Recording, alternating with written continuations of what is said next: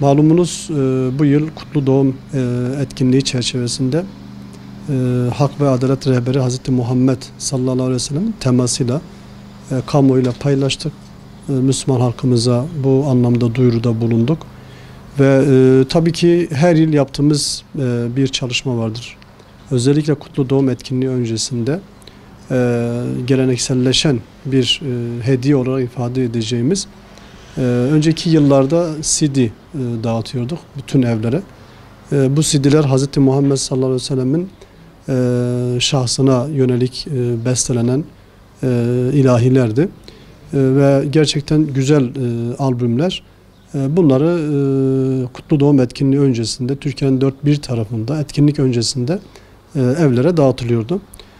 Son 1-2 yıldır bunu CD'den çok kitap olarak hediye etmeyi uygun gördük platform olarak ve bugün Türkiye'nin dört bir tarafında daha doğrusu bu yıl Türkiye'nin dört bir tarafında Kutlu Doğum etkinliği öncesinde kitap hediyemiz bütün evlere bir şekilde ulaştırılmaya çalışılıyor.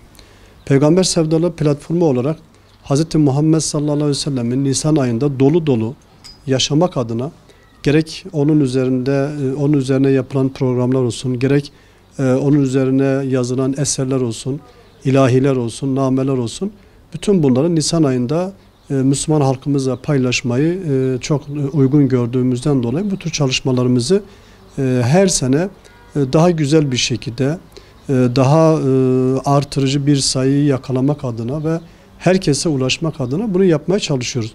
Bu yılda yine Kutlu Doğum etkinliği öncesinde Türkiye'de toplamda 1 milyon civarında bir kitap hediyemiz evlere dağıtılacaktır. Özellikle her etkinliğin yapıldığı merkezde etkinlik öncesinde evlere hem davet etmek amaçlı hem de bu kitabı hediye etmek amaçlı olarak faaliyetimiz sürmektedir.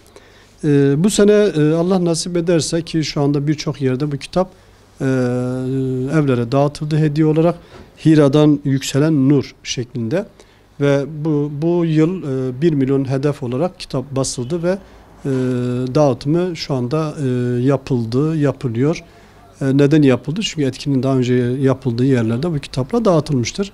Ama etkinliğin yapılmadığı yerlerde de bu kitap dağıtımı devam edilecek.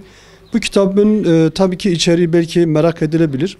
Hira'dan yükselen nur, malumunuz kitabın isminde de belli olduğu gibi Hz. Muhammed sallallahu aleyhi ve sellem'in Hira'dayken kendisine gelen vahiy ile birlikte ve o vahyin gereğini ifa etmek anlamında onun hayatını anlatan, onun siretini anlatan, yaşamını anlatan kitaptır. Dolayısıyla her eve bu kitap gittiği zaman özlü dahi olsa kitabımız toplamda 96 sayfadan ibarettir.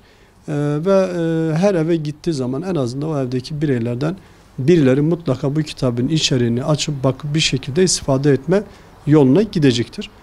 O yüzden şu anda bu çalışma tüm hızıyla sahada devam ediyor. Kitabın isminde belli olduğu gibi Hira'dan yükselen nur.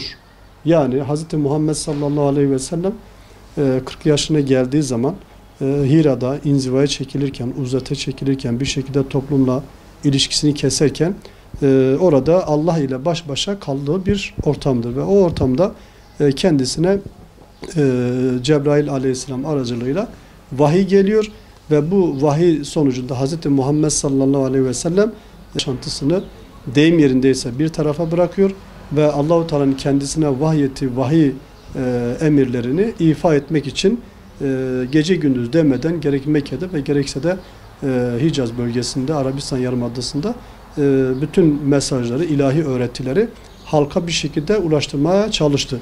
Ondan bahsediliyor. Yani Hz. Muhammed sallallahu aleyhi ve sellemin söz konusu mağarada inzivası, akabindeyken de öncesindeki tabii onun hayat hikayesi kısa bir şekilde, vahiy ile birlikte aldığı talimatlar çerçevesinde, gelen ilahi emirler çerçevesinde aktif olarak rol alması ve davetini, tebliğ vazifesini yerine getirme gayretini sarf etmesi tamamen konu onunla alakalı. Yani kitabın içeriği tamamen onunla alakalıdır.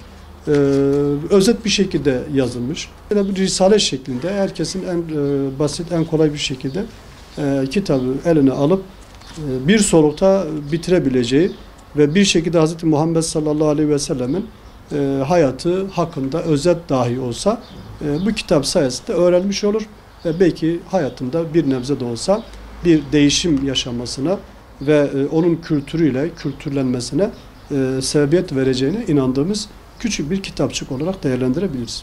Şimdi malumunuz Diyarbakır'ın Kutlu Doğum etkinliği yine bu yıl Nevruz alanında gerçekleşecek inşallah Allah nasip ederse. Ve etkinlikle ilgili bütün çalışmalarımız sahadaki kardeşlerimizin yoğun bir şekilde göstermiş olduğu çabayla devam ediyor. Bu yıl biliyorsunuz Diyarbakır'da Kutlu Doğum etkinliğimiz 30 Nisan'da olacaktır inşallah. Ve şu anda bu etkinlikle ilgili gerek yerelden yani ülke içerisinden ve gerekse ülke dışından da davetiyelerimiz bir şekilde gidiyor.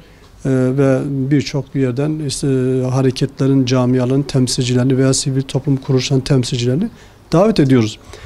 Şu anda Diyarbakır'da bu yıl Hira'dan Yükselen Nur adlı bu siyer kitabı 150 bin tane Diyarbakır'da şu anda dağıtılıyor.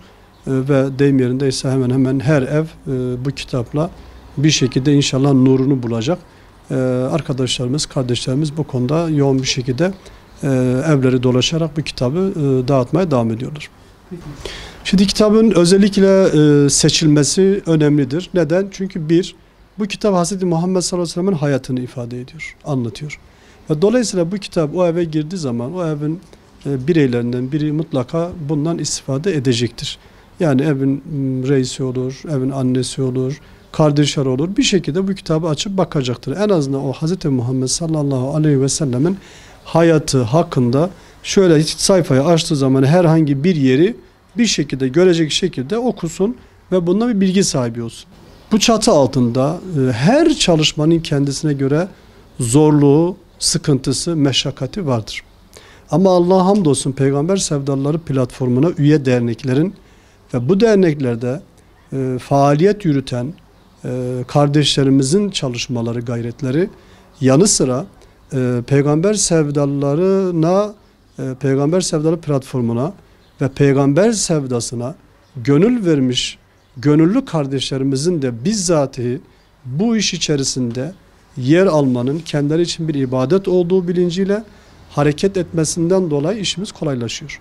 Yani eğer sadece Peygamber Sevdalı platformu olarak biz bu işi yapmaya kalkışırsak bunun altına kalkmamız mümkün değildi. Çünkü kitabın dağıtımı şöyle böyle etkinliklerden önce bir hafta 10 gün başlıyor.